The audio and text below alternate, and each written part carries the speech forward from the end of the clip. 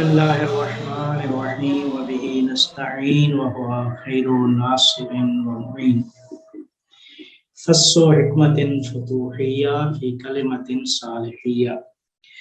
حضرت صالح علیہ السلام سے منسوب یہ فص جسے ابن عربی نے فص فتوحیہ کا نام دیا ہے، اس فتوح کا تعلق ایک تو حضرت صالح علیہ السلام کی جو زندگی میں جو کچھ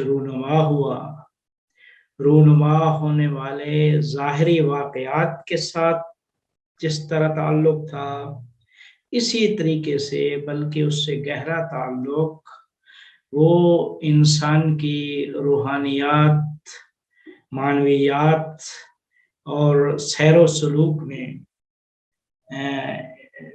ان مطالب کا بہت زیادہ تعلق ہے۔ تو ابن عربی نے کوشش کی ہے کہ حضرت صالح علیہ السلام کی زندگی کے جو ظاہری رونما ہونے والے واقعات اور حوادث جو تھے، ان سے عرفانی مطالب اور روحانی سیر و سلوک سے متعلق مطالب کو اخذ اور بیان کرنے کی کوشش کی ہے۔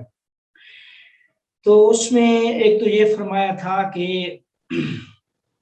حضرت صالح علیہ السلام کی جس طرح دوسرے انبیاء کو اللہ تعالیٰ نے معجزات یا معجزہ عطا کر کے بھیجا تھا، اور معجزہ کسی نبی کی نبوت کی حقانیت کی دلیل ہوتا ہے، جس طرح کہ ہر نبی کو اللہ تعالیٰ نے معجزہ اس وجہ سے عطا کیا تھا کہ اگر لوگ تجھ سے سوال کریں کہ تمہارے پاس کیا دلیل ہے کہ تمہارا تعلق غیب اور ماورائے طبیعت حقیقت کے ساتھ ہے، تو معجزہ عطا کر کے ان کے لیے یہ ثابت کیا کہ یہ معجزہ اس غیب سے ہمارے اتصال کی دلیل ہے، کہ ہمارا اس غیب اور روحانی طاقت سے ارتباط اور تعلق ہے، تو اس تعلق کی دلیل ہمارے پاس، اس کا ثبوت کیا ہے، وہ یہی معجزہ ہے۔ تو معجزہ میں چونکہ ظاہری اسباب دخیل نہیں ہوتے، وہ ہٹا دیے جاتے ہیں ظاہری اسباب، تو جس سے پتہ چلتا ہے کہ اس کا تعلق ایک غیب سے ہے۔ جس طریقے سے خود حضرت صالح علیہ السلام نبی جو تھے، ان کو اللہ تعالیٰ نے معجزہ عطا کیا تھا کہ جب ان کی قوم نے تقاضا کیا کہ اس پہاڑ سے آپ ایک پہاڑ جو جامد چیز تھی، اس سے ایک زیرو شے کے خارج کرنے کا تقاضا جب کیا، تو اللہ تعالیٰ نے حضرت صالح علیہ السلام کو وہ ناقہ صالح عطا کی تھی۔ تو فتوح کا مطلب یہ ہوتا ہے کہ ایک چیز کا حاصل ہو جانا وہاں سے جہاں سے توقع نہ ہو۔ تو چونکہ پہاڑ سے توقع نہیں تھی کہ ناقہ صالح خارج ہو جائے، ناقہ خارج ہو جائے، پہاڑ چونکہ پہاڑ کا تعلق ہی نہیں ہے ناقہ اور زیرو کو اخراج کرنے سے، چونکہ فلسفہ میں پڑھیں گے کہ ہر شے سے ہر شے صادر نہیں ہو سکتی، ہر شے سے ہر شے صادق نہیں ہو سکتی، بلکہ علت و معلول میں سنخیت کا ہونا لازم ہوتا ہے۔ پہاڑ سے کبھی بھی درخت نہیں بنے گا، بلکہ بیج زمین میں بوئیں گے اور اس بیج سے ہی درخت بنتا ہے۔ اسی طریقے سے ساری کائنات کے جو سلسلہ لے لیں تو ہر علت سے حل معلول صادر نہیں ہو سکتا۔ تو پہاڑ سے توقع نہیں تھی کہ پہاڑ سے ایک روح شے نکل آئے۔ اللہ تعالیٰ نے حضرت صالح علیہ السلام کو یہ ناقہ معجزے کی صورت میں عطا کیا، اور اس ناقے کا تعلق حضرت چونکہ ایک ظاہری جو حضرت صالح علیہ السلام اس قوم کو تبلیغ کر رہے تھے، تو ایک خارج میں جو چیز واقعیت اور ایک عینی صورت میں ایک معجزہ تھا، وہ یہی ناقہ صالح۔ اب اس سے عینی ایک چیز سے ہم نے ماورائے عین، ماورائے طبیعت،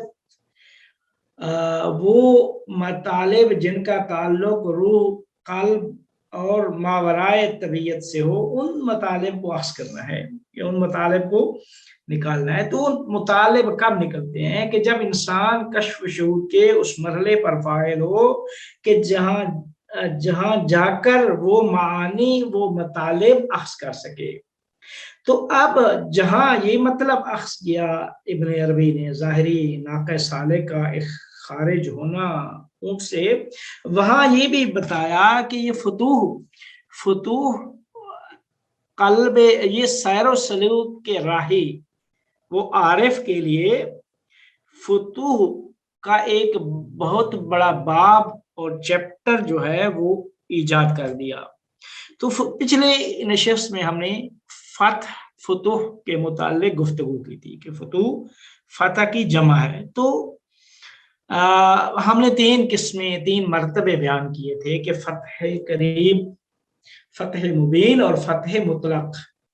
فتح مطلق کے لیے ضروری ہوتا ہے ارتحال، اس عالم طبیعت سے لقاء اللہ تک رسائی میں ایک چیز جو باقی ہوتی ہے وہ بدل ہوتا ہے۔ تو یہاں سے ارتحال، اور پیغمبر نے بھی جب وہ نصر من اللہ کی خبر دی تو اس کے بعد پیغمبر کی ارتحال ہو گیا۔ تو فرمایا کہ یہ وہ فتح مطلق کا تعلق حقیقت محمدیہ، اور یہ وہ مقام ہے جو ہمارے محمد صلی اللہ علیہ وآلہ وسلم کے ساتھ خاص ہے۔ تو فتح کا معنی بھی ہم نے کیا تھا کہ فتح الباب کہتے ہیں، فتح افتح الباب، دروازہ کھول دیں۔ تو فتوح ابن عربی نے جو فتوح کا معنی کیا تھا کہ عارف کے لیے جو کشف و شہود کے وہ سفر کو، وہ جو مراحل سفر کے جو راستے مقامات آتے ہیں ان کو جب طے کرتا ہے ایک شخص، تو عارف کے لیے غیبی دروازوں کا کھل جانا یہ فتح کہلاتا ہے۔ عارف کے لیے، عارف کے قلب، عارف کے دل پر غیبی دروازوں کا کھل جانا یہ فتوح کہلاتا ہے، فتوح کہلاتا ہے۔ پھر اس کے 3 مرتبے بیان کیے تھے، فتح قریب، فتح مبین اور فتح مطلق۔ یہ پچھلی نشست میں ہم نے اس کے متعلق گفتگو کی تھی۔ اب دوسری چیز کہتے ہیں اسی ناقہ صالح، یہ دوسرا جو نقطہ تھا وہ یہ تھا کہ ناقہ صالح وہ وسیلہ ہے نقل و حرکت کا، یعنی سفر کا ایک وسیلہ ہے۔ جس طرح اس زمانے میں لوگوں کی سواری یہی چیزیں ہوتی تھی، تو اونٹ، ناکا یہ ایک وسیلہ سفر ہے، وسیلہ سفر، ناکا، اونٹ، شتر یہ وسیلہ ہے۔ تو اب یہاں سے ابن عربی فرماتے ہیں کہ عارف کے لیے جو سیر و سلوک کرتا ہے، عارف کے لیے جو سیر و سلوک کا سفر کرتا ہے، تو سفر کے لیے اب مادی سفر کریں تو مادی سفر کے لیے ہر انسان اپنی راحت، اپنے سکون اور اطمینان کے لیے وہ کیا کرتا ہے؟ اچھا وسیلہ انتخاب کرتا ہے، اچھا وسیلہ، اچھے ایئر لائن کی ٹکٹ لیں گے، اچھی بس کی ٹکٹ لیں گے، اچھی ٹرین کی ٹکٹ لیں گے، تو اس ذریعے سے کہ جو انسان کے لیے جو کمفرٹیبل ہو۔ تو کہتے ہیں اسی طریقے سے چونکہ ظاہری سفر میں، مادی سفر میں وسیلہ انتقال یعنی نقل و حرکت کا وسیلہ جس طرح ہر انسان کوشش کرتا ہے کہ اس کا اچھا ہونا چاہیے، تو اللہ تعالیٰ نے جو انبیاء کو وسیلہ سفر عطا کیے تھے، وہ وسیلہ سفر وہ ایک تو مادی وسیلہ سفر تھے. اس مادی وسیلہ سفر سے معلوم یہ ہوتا ہے کہ انسان عارف کو سیر و سلوک اپنی جو دل کے دریچے ہیں اگر اس نے کھولنے، غیب کے دریچوں کو کوشش کر کے اپنے لیے کھولنا ہے، تو اس کے لیے ضروری ہے کہ وہ اچھا اس کے پاس وسیلہ سفر ہونا چاہیے. اور اسی وجہ سے ہر نبی کو اللہ نے راہوار مرکب عطا کیا تھا. اور مرکب صالح سواری جو تھی صالح علیہ السلام کی، وہ اونٹنی تھی، ناقہ صالح تھی. اب اسی طریقے سے حضرت نوح علیہ السلام کو اللہ تعالیٰ نے وہ ظاہری سفر کے لیے کشتی وسیلہ سفر تھی حضرت نوح علیہ السلام کے لیے. ہمارے پیغمبر اکرم صلی اللہ علیہ وآلہ وسلم جب معراج پہ تشریف لے گئے تو ان کے لیے براق ایک وسیلہ وہ تھا، وسیلہ سفر تھا. تو کہتے ہیں کہ ان چیزوں سے معلوم یہ ہوتا ہے کہ سیر و سلوک کرنے والے عارف کے لیے بھی یہ مرکب اور وسیلہ کیا ہے، اسے اس کے لیے تیار ہونا چاہیے، اس کے پاس آمادہ ہونا چاہیے. تو آپ فرماتے ہیں کہ یہیں سے یہ ایک بات اس سے یہ پتہ چلتا ہے کہ ناقہ، پھر ہم اسی ناقہ صالح کو ہم جب دیکھتے ہیں تو ناقہ صالح حضرت صالح علیہ السلام کی زندگی میں بہت بڑا ایک مقام تھا ناقہ کا. کس طریقے سے کہ جس طریقے سے ایک تو جس طریقے سے یہ ظاہر ہوئی، دوسرا جس طریقے سے قوم حضرت صالح علیہ السلام کی قوم کے درمیان جب نزاع اور جھگڑا ہوا پانی کے پینے کا، تو ایک دن وہ سارا پانی پی جاتی تھی. تو سارا پانی جب وہ پی جاتی تھی تو اس وقت حضرت صالح علیہ السلام نے یہ فرمایا کہ ایک دن اونٹنی پیے گی اور ایک دن یہ پوری قوم پیے گی.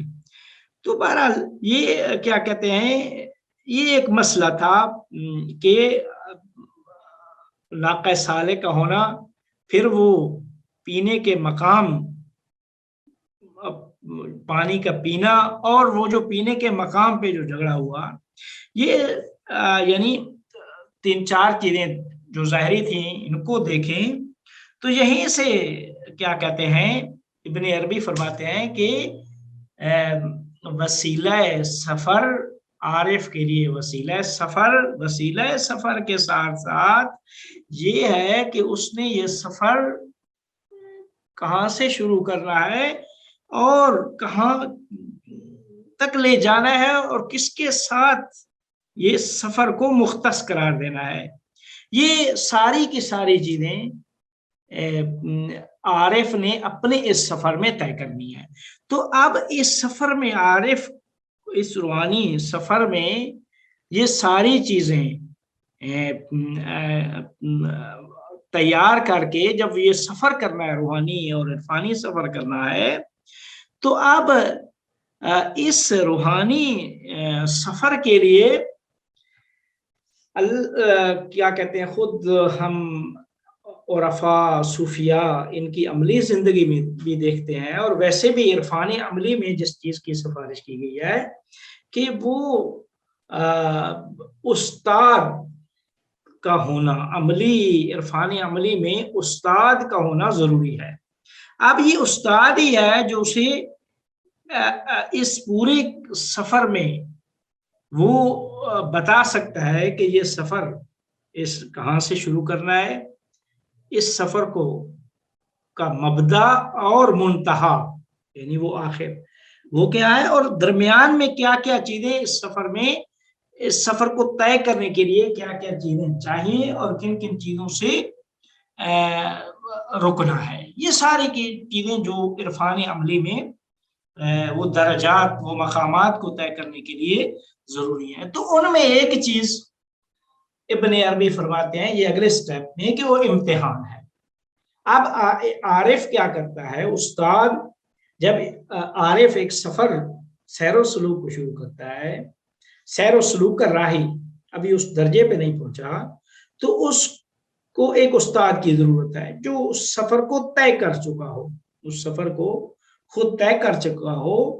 जो तय कर लेता है उसे मालूम होता है कि इस सफर में क्या क्या रुकावटें हैं, किस तरीके से इस सफर को तय करना है, कहां से किस तरीके से किन किन चीजों को साथ लेकर इस सफर को तय करके आगे ले जाना है। जैसे मिसाल दे रहा हूँ, खुद मादी सफर में भी अब एक वो शख्स जिसे इस्लामाबाद से लाहौर का सफर नहीं किया, और एक वो शख्स जिसने पूरा सफर किया है इस्लामाबाद से लाहौर तक किया हुआ है, तो इस सफर में उससे पता है कि कहाँ कहाँ रुकना है, कहाँ कहाँ किस किस कौन कौन सी चीजों जगहों पे नहीं रुकना, कहाँ कहाँ मुश्किलात आएंगी, कहाँ कहाँ जो है ना वो, तो ये सारी की सारी चीजें। तो आरिफ उस्ताद जो होता है वही होता है जो इस सारे के सारे रूहानी मानवी इरफानी सफर को तय कर चुका, वो आरिफ होता है। तो आरिफ के फिर दर्जात है। अब एक शख्स जो सैर सलूक करता है, तो सैर सलूक करने वाले के लिए जरूरी है उस्ताद। अब उस्ताद के साथ जो जुड़ा हुआ मसला है वो इम्तिहान है। अब उस्ताद क्या करता है कि शागिर्द को जांचने के लिए क्या है, इम्तिहान करता है। तो कहते हैं कि इरफान में एक अहम तरीन यहीं से फिर इब्न अरबी इम्तिहान की बहस को खींच कर ले आते हैं। तो फरमाते हैं कि इरफान में एक असली और अहम तरीन मसला क्या है, वो इम्तिहान है। कुरान में अल्लाह ताला इरशाद फरमाता है, अहसिबन्नासु अन युत्रकू अन यक़ूलू आमन्ना वहुम ला युफ्तनून। क्या क्या तुम ये गुमान करते हो कि ईमान लाए हो तो तुम आजमाइश नहीं किए जाओगे? नहीं, जो भी इस कायनात में जो भी इंसान आया है, जरूर उसे अल्लाह ताला ने इम्तिहान में डालना है, उससे जरूर आजमाइश करनी है और उसे जरूर मुब्तला करना है। तो कहते हैं कि ये इम्तिहान और आजमाइश ये वो एक बहस, एक वो हकीकत है जो हम तमाम अंबिया की जिंदगी में जिनका कलीदी किरदार रहा है। तमाम अंबिया की जिंदगी हम देखते हैं तो तमाम अंबिया की जिंदगी इम्तिहानात और आजमाइश से पूरा है।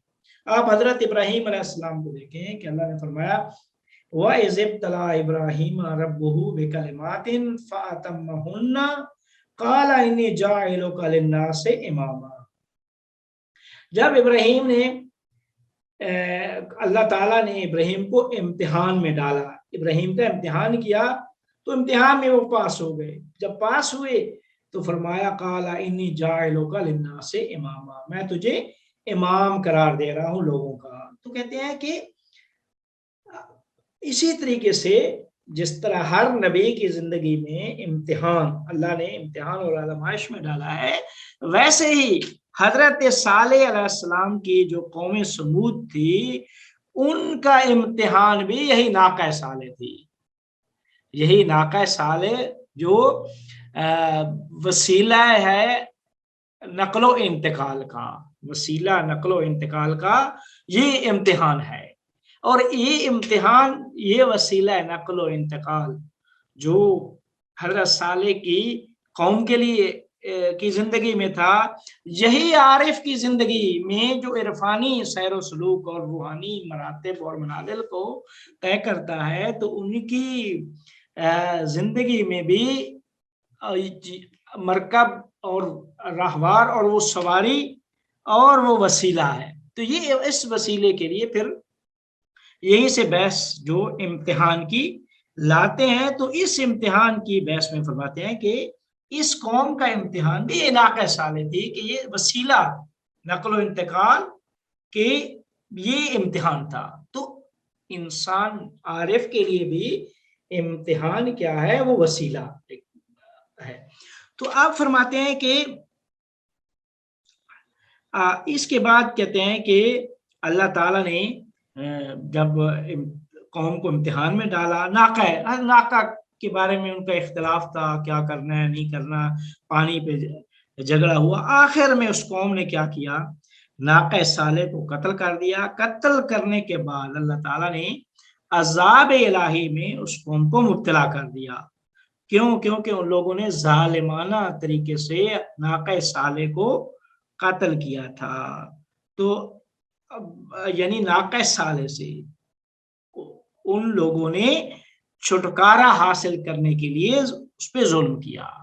تو کہتے ہیں کہ جو بھی اس وسیلہ مرکب و راہوار کو ہٹانے کی کوشش کرتا ہے یا اس کو درمیان سے ہٹانا چاہتا ہے اس سیر و سلوک میں، تو وہ شخص بھی ظالم ہے، وہ شخص بھی ظالم ہے.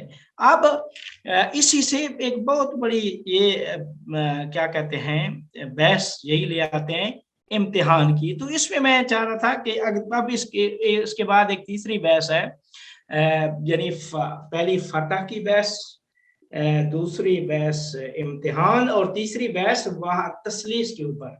تو اگلی بحث تسلیس کی ہے، لیکن امتحان میں چونکہ پوری جو حضرت صالح اور ان کی قوم کے جو ظاہری مادی اور جو ظاہری حالات و واقعات تھے، ان حالات و واقعات سے ابن عربی نے کوشش کی ہے وہیں سے غیب کے دریچوں کو کھولنے کی. تو وہیں سے ایک غیبی جو کشف و شہود کے ذریعے سے جو غیبی معنی مطالب اسے حاصل ہوئے ہیں، وہ حاصل شدہ ان معانی کو، ان مطالب کو یہاں پہ بیان کرنے کی کوشش کی ہے. تو اب تھوڑا سا میں اس کے بارے میں کہ امتحان کیا چیز ہے. امتحان آزمائش یا کیا کہتے ہیں بلا، فتنہ. قرآن میں تین الفاظ استعمال ہوئے ہیں. قرآن میں اللہ تعالیٰ نے تین کیا کہتے ہیں چیزیں استعمال کی ہیں، فتنہ، امتحان اور بلا. کہتے ہیں کہ سب سے زیادہ جو لفظ استعمال ہوا ہے وہ فتنہ ہے. فتنہ واتقوا فتنة لا تصيبن الذين ظلموا خاصہ، یہ فتنہ زیادہ ہوا ہے. امتحان کم استعمال ہوا ہے قرآن میں، لیکن استعمال ہوا ہے. یا بلا، ابتلا، وَإِذِ ابْتَلَىٰ إِبْرَاهِيمَ رَبُّهُ. اب ابراہیم کا جو امتحان کیا تو اس کے لیے ابتلا کا لفظ اللہ تعالیٰ نے استعمال کیا ہے. تو فرماتے ہیں کہ ابتلا کا معنی ہوتا ہے کسی کام کو کا تجربہ کرنا، کسی کام کو کشف کرنا. کسی کام کا تجربہ کرنا، لغت میں کسی کام کا تجربہ کرنا یہ ابتلا کہلاتا ہے. کسی کام کو کشف کرنا یہ ابتلا کہلاتا ہے. کہتے ہیں بلا ہو یا ابتلا ہو کا مطلب ہوتا ہے اذا اختبرہ وامتحنہ، اختبار، امتحان کرنا ایک چیز کا. اچھا کہتے ہیں کہ بعض اہل لغت نے ابتلا کا معنی کیا ہے، ابتلا کا معنی کیا ہے پرانا ہو جانا، کوہنا، بوسیدہ ہو جانا. بلا ثوب یعنی لباس بوسیدہ ہو گیا. یہ بلا کا بعض نے اس کا بعض اہل لغت میں معنی کیا. کہتے ہیں کہ غم، دکھ، مصیبت کو بلا کیوں کہا جاتا ہے؟ وہ اسی وجہ سے کہا جاتا ہے کہ کسی کے اوپر غم جب طاری ہوتا ہے، غم، دکھ، مصیبت جب آتی ہے تو انسان کے بدن کو بوسیدہ، فرسودہ کر دیتی ہے. اس وجہ سے اسے غم و اندوہ کو بلا کہا جاتا ہے. یہ ابتلا بلا کی کا کیا کہتے ہیں معنی.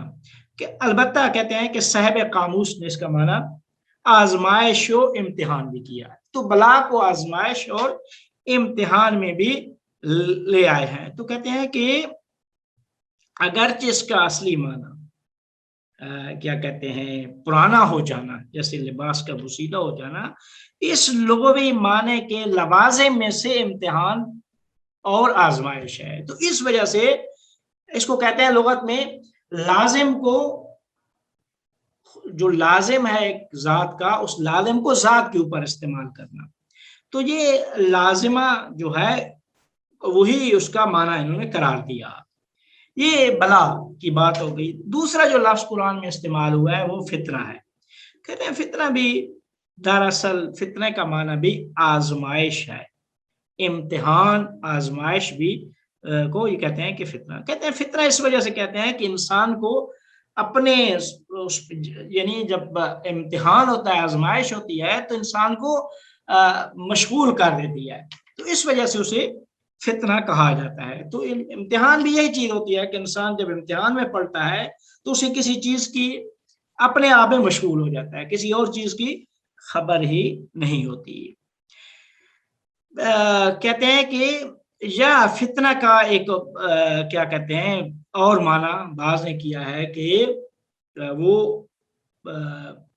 سونے کو، جب جو لوگ سونے کو کوٹتے ہیں اور سونے سے جو ناخالص ہوتا ہے، ناخالص کو خالص سے جدا کرتے ہیں، تو فتنے کے ذریعے سے بھی امتحان، فتنے آزمائش کے ذریعے سے بھی جو خالص ہوتے ہیں وہ ناخالص سے جدا ہو جاتے ہیں.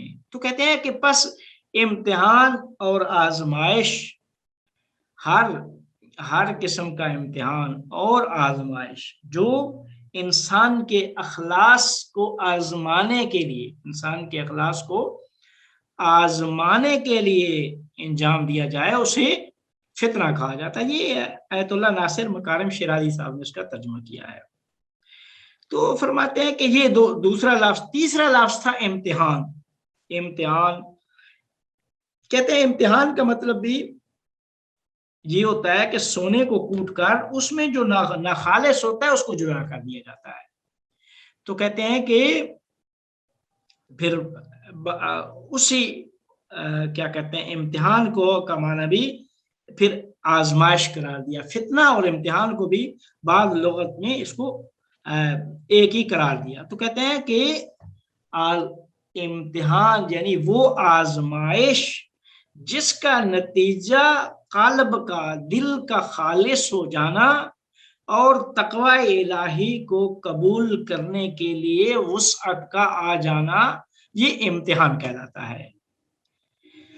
اب یہ امتحان کے جو معنی تھے، اب اس امتحان کو اللہ تعالیٰ نے کیوں انسان کی زندگی میں، کہ انسان جو بھی اس کائنات میں آیا ہے اس سے آزمائش ضرور، اس کو آزمائش میں ڈالنا ہے، ضرور اس سے امتحان لینا ہے. تو کہتے ہیں یہ امتحان انسان کی سعادت اور شقاوت، شقی ہو جانا، سعید یعنی انسان کی سعادت اور شقاوت میں اس کا بہت بڑا اثر ہے کہ انسان امتحان و آزمائش سے پتہ چل جاتا ہے سعید کون ہے اور شقی کون ہے. تو انسان کی یعنی کی حقیقت کو جاننے کے لیے اللہ تعالیٰ بس اوقات انسان کا امتحان کرتا ہے. کیوں؟ کیونکہ اللہ چاہتا ہے کہ خالص کو ناخالص سے جدا کر دیا جائے. اچھا، اب کہتے ہیں کہ اس کا یہ مطلب ہوتا ہے کہ امتحان اللہ تعالیٰ، اب وہ لوگ جو اعلیٰ درجے پہ ہوتے ہیں تو ان کو امتحان کی کیا ضرورت ہوتی ہے.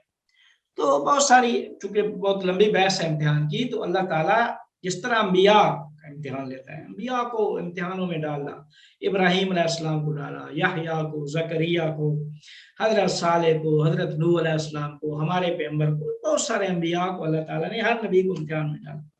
تو کہتے ہیں کہ جو انبیاء کو امتحان میں ڈالا جاتا ہے وہ ان کے درجات کی بلندی، ان کے درجات کی بلندی کے لیے اللہ تعالیٰ ان کا امتحان لیتا ہے. جو اعلیٰ درجے پہ فیض ہوتے ہیں، چونکہ درجات کی تو کمی نہیں ہے اللہ کے پاس، تو لہذا اور جو انبیاء کے علاوہ لوگ ہیں ان کا امتحان اللہ تعالیٰ اس وجہ سے دیتا ہے کہ ان کی جو ذات اور حقیقت ہے، اس ذات اور حقیقت کو ظاہر کرنے کے لیے، اور وہ جو بالقوہ استعداد ہے اس کو فعلیت عطا کرنے کے لیے اللہ تعالیٰ انسان کو آزمائش امتحان میں ڈال دیتا ہے. اس طرح ایک استاد ایک شاگرد کو کہ جو اسے پڑھ رہا ہوتا ہے، تو اب استاد یہ چاہتا ہے کہ اس کی جو قابلیت اس میں ہے اس قابلیت کو دیکھا جائے. اس قابلیت کو دیکھنے کے لیے اللہ استاد شاگرد کا امتحان کرتا ہے. تو اللہ تعالیٰ نے بھی امتحان انسان کی زندگی میں اس وجہ سے رکھا کہ انسان کی اندر جو پوشیدہ استعداد، درونی استعداد ہے، اس استعداد کو کے ظہور کے لیے، اس استعداد کو فعلیت عطا کرنے کے لیے اللہ تعالیٰ نے انسان کی زندگی میں امتحان رکھا ہے۔ تو اب وہ علیحدہ بات ہے کہ اس امتحان میں کون لوگ کامیاب ہوتے ہیں، کون لوگ کامیاب نہیں ہوتے۔ جس طرح اللہ تعالیٰ نے ساری امتوں میں امتحان رکھا، اور جس طرح حضرت صالح علیہ السلام کی قوم کا بھی یہی امتحان تھا، تو صالح علیہ السلام کی قوم کی جو ذات تھی، وہ بالقوت جو کچھ شکاوت ان کے اندر چھپی ہوئی تھی وہ انہوں نے ظاہر کر دی۔ امتحان یہ لیا کہ یہ ناقہ صالح ہے، جو تمہارے تقاضا تھا کہ اگر غیب سے اتصال ہے تو یہ ایک معجزہ کر کے دکھا۔ معجزہ ہو گیا، اب معجزہ ہو گیا ہے تو اب تم نے قبول نہیں کیا۔ اب یہ ناقہ صالح تمہارے درمیان ہے، اس کو تم نے کچھ نہیں کہنا، اس کا احترام کرنا ہے، ایسے کچھ نہیں کہنا۔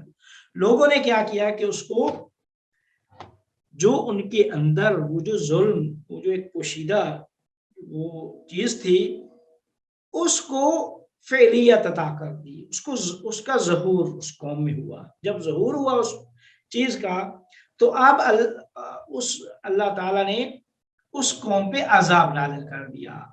جب عذاب نازل کیا اس قوم سے، تو عذاب اس طرح نازل کیا کہ پہلے دن جب وہ ان کے اوپر صاعقہ اور وہ عذاب بھیجا، تو ان کے چہرے، وہ گھروں میں بیٹھے راتوں رات جل گئے۔ پہلے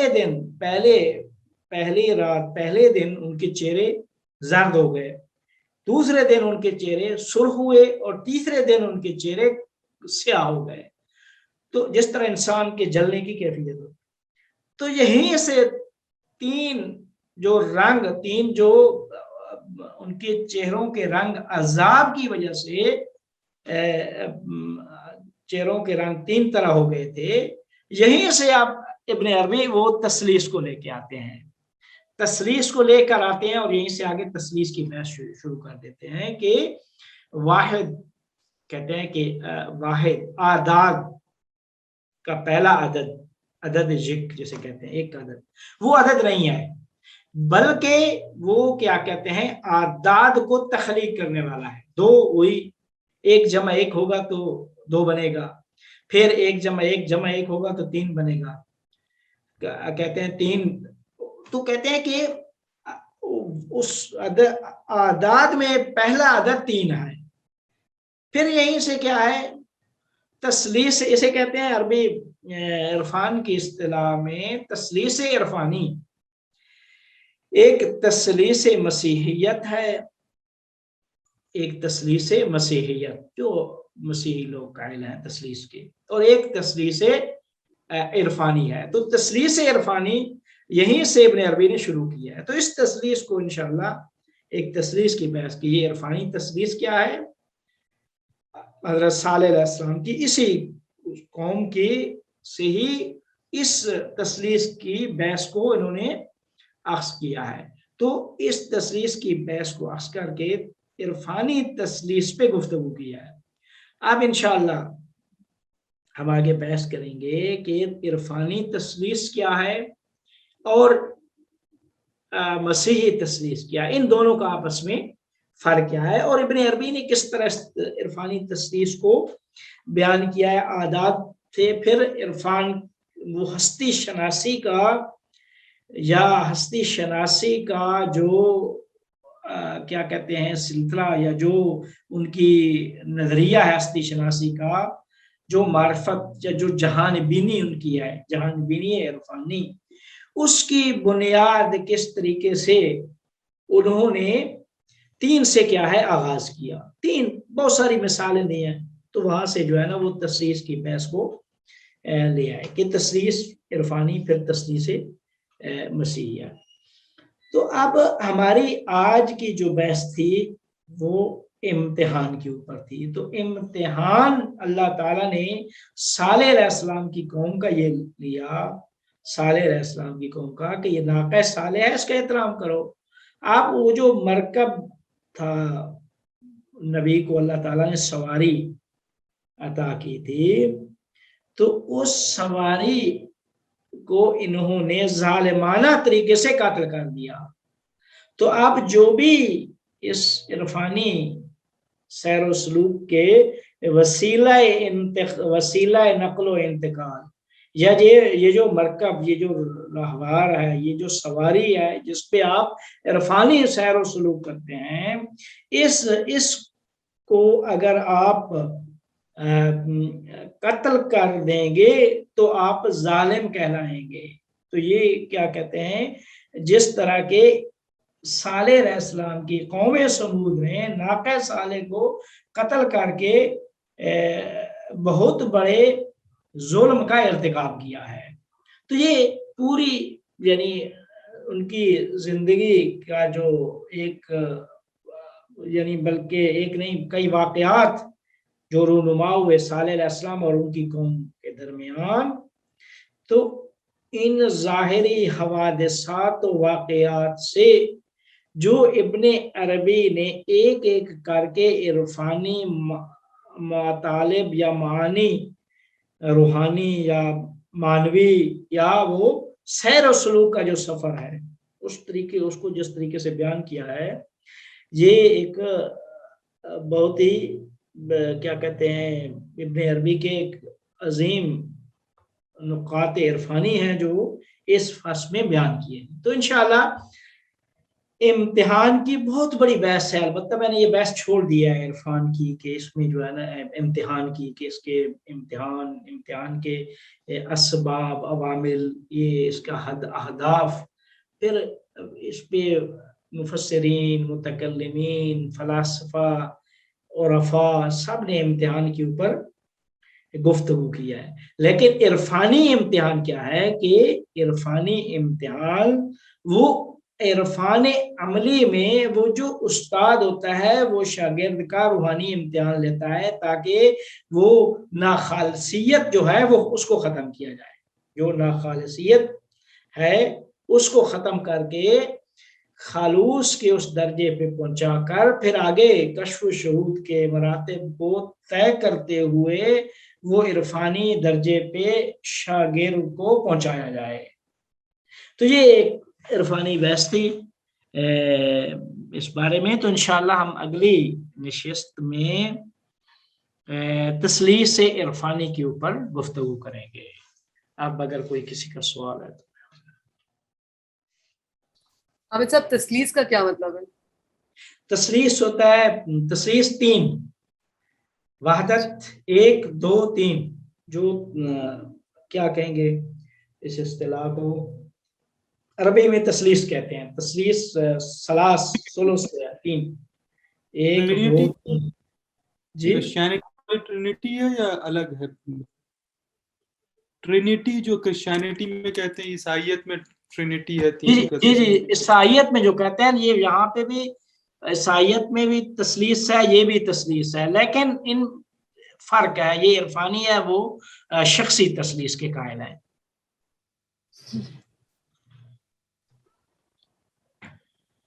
السلام علیکم آقا.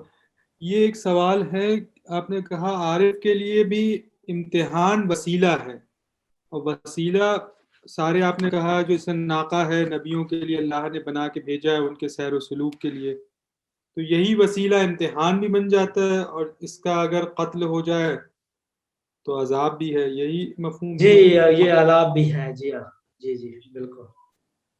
تو ہماری زندگی میں کیا وسیلہ ہے جب اللہ کوئی دروازے کھول دیتا ہے اور ہمیں دکھ رہا ہے اور ہم اس پہ عمل نہیں کرتے؟ دیکھیں ہم اللہ کھولتا ہے، ہم آگے وہ ہم نہیں اس کو، یعنی اللہ کے دروازے اللہ کی طرف سے تو کھلے ہوئے ہیں، لیکن ہماری طرف سے جو سفر تھا روحانی عرفانی سفر ہے وہ طے نہیں ہوا. جب وہ طے ہوا تو در نتیجہ ہم ان غیبی دروازوں کو دیکھ ہی نہیں سکتے جو کھلے ہوئے ہیں ہمارے اوپر. تو ہم تو قتل روزانہ کر رہے ہیں، اس کا ہمیں ہماری زندگی میں ہماری زندگی میں عذاب بھی. جی اور جی اگر کسی کا سوال شاہ صاحب. جی علامہ صاحب، یہ دو ایک چیزیں دیکھیں، ہم نے تقسیم ہم نے کہا فتنہ ہے، بلا ہے، امتحان ہے. وہ یعنی انفرادی طور پہ تینوں چیزیں سمجھ میں آ گئی ہیں، لیکن اوور آل پوائنٹ اس میں کیا ہے؟ یعنی یہ تین چیزیں جو تھیں، نہیں در حقیقت فتنہ، امتحان اور بلا، یہ تین ہیں. اور پھر کچھ نکات یہ تھے کہ استاد بھی امتحان لیتا ہے، پھر انبیاء کے بھی امتحان ہیں، اور ان کی امتوں کے بھی امتحان ہیں. لیکن عرفانی نقطہ کیا نکلا اس سارے سے؟ دیکھیں عرفانی نقطہ یہ نکلا کہ ہم نے بلا، فتنہ اور امتحان کے مختلف معنی کر کے ان کا جو نتیجہ حاصل کیا وہ یہ تھا کہ امتحان جو ناخالصیت ہے اس کو ختم کرنے کے لیے ہوتا ہے. انسان کی جو ناخالصیت ہے انسان کے دل کے اندر، اس کو ختم کرنے کے لیے امتحان ہوتا ہے. یہ اس کا عرفانی معنی ہے. اور لغوی معنی بھی یہی کیا کہ وہ سونے کو کوٹا جاتا ہے، اس میں ظرف میں وہ کرتے ہیں تو اس میں ناخالص کو جدا کرتے ہیں. تو یہ وہ کہہ رہے ہیں سب، مطلب نہیں، آپ نے کہا کہ اس میں بہت بڑی یہ بحث ہے امتحان سے متعلق. امتحان کے سے متعلق میں پوچھنا چاہ رہا تھا کہ اگر جو باقی ساتھی ہیں اگر ان کو اعتراض نہ ہو تو ہم ایک نشست اور اس امتحان کے موضوع کو ذرا اس میں تھوڑی گہرائی میں جا سکتے ہیں، کیونکہ یہ بلا، فتنہ، امتحان کافی چل رہا ہے آج کل. اور عرفانی نقطہ نظر سے ہم تیزی سے نہ گزر جائیں، اگر تھوڑا بلا، فتنہ اور امتحان کے اندر آ جائیں اور اس کو ذرا قریب سے دیکھیں، اور اس پہ جو نظریات ہیں، چاہے فلاسفہ کیا کہہ رہے ہیں، یہ امتحانات کیوں، اور یہ کوئی مطلب تھوڑی سی کوئی مثالیں ہوں کس قسم کی چیز کو امتحان کہا جائے، پتہ کیسے چلے امتحان ہے یہ بلا ہے، یہ فتنہ ہے. کچھ تھوڑی سی اس پہ زیادہ ایک نشست اور ہم بحث کر سکتے ہیں اگر کسی کو اعتراض. امتحان پہ کر سکتے ہیں، امتحان کے اوپر بہت اچھی بحث ہے. کچھ لوگوں کو جی بالکل اچھا ٹاپک ہے میرے خیال سے. بالکل میں بھی یہی سوچ رہی تھی کہ پتہ نہیں کیوں ہم بھی سب اسکپ کر رہے ہیں. ہاں اسکپ نہ کریں، امتحان ہی. اور ابھی دسمبر میں آپ بھی امتحان لینے جا رہے ہیں، استاد نے امتحان لینا ہے، تو امتحان ہی کا دور میرا خیال ہے سیزن آ گیا. مجھے لگتا ہے میری باری تو اب جنوری میں ہی آئے گی شاید. آپ کی باری آگے جا رہی ہے. تو ٹھیک ہے آغا صاحب، یہ اگر ایک نشست اور جو ہے وہ امتحان کے موضوع اور مثالیں، اور عرفانی خاص طور پہ یعنی کیا فرق ہے. مجھے ابھی تک استاد امتحان لیتا ہے وہ تو ٹھیک ہے، لیکن استاد تو کلاس میں بھی امتحان لیتا ہے، تو اس میں عرفانی نقطہ کیا ہے؟ خالصیت والی بات ہے تو وہ علم کی دیکھیں عرفانی نقطہ یہ ہے کہ امتحان استاد جو ہوتا ہے، شاگرد عرفانی استاد، عرفان عملی میں جو استاد ہے اس کا کام یہ ہے کہ شاگرد جو سیر و سلوک کے راستے میں ہے تو اس راستے میں جو ناخالصیت ہے اس ناخالصیت کو خالص سے کیا کہتے ہیں جدا کرنے کیا ہے، وہ استاد کا کام ہے. وہ استاد اسے بتائے گا کہ یہ ناخالص ہے، یہ خالص ہے. جو اس عرفان یعنی روحانی اور مانوی راستے میں جو ناخالصیت ہے اس ناخالصیت کو ختم کرنا یہ استاد. لیکن تقریباً وہی بات ہوئی نا کہ آپ بھی استاد ہیں، میں استاد ہوں. اگر ہمارے شاگرد ہیں، یہ بھی ابھی حیدر اور بھی کوئی استاد بیٹھے ہوں گے یہاں پہ، جو ہمارے شاگرد آتے ہیں کلاس میں، ہم ان کے علم کے سیر و سلوک میں ہم اس میں ان کی علم اور جہل کے درمیان خالصیت پیدا کر رہے ہیں. ایسا ہی ہے، اور کیا کر رہے ہیں؟ مطلب وہ جہالت کو علم نہ سمجھ لیں، غلط نظریات نہ بنا لیں جس بھی موضوع پہ ہم کلاس پڑھا رہے ہیں. تو بات تو وہی ہو رہی ہے، بس یہ ہے کہ یہاں روحانی سالک ہے، علمی. ہاں بات دیکھیں، ہم نے لغوی معنی کر کے وہ عرفانی معنی کو سمجھنا تھا. یہ کہنا چاہتے. اب یہ ہے کہ امتحان کی میں اور بحث بہت زیادہ ہے، میں نے بہت بحث چھوڑ دیا ہے عرفان کی.